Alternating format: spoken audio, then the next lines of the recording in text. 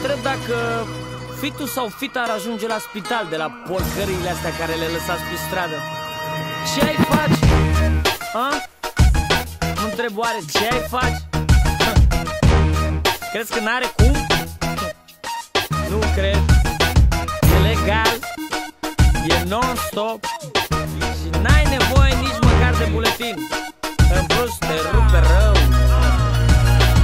Oare de ce se mai arestează traficanți? Când votați legi, oare sunteți fumați? Sau poate vreți să scăpați de concurență? De parcă marfa voastră n-ar aduce dependență. Care-i logica voastră? Ați inventat o Cosa Nostra chiar în casa noastră, cu mii de filiale și case de marcat. Nici Corleone n-a fost așa de inspirat. Oare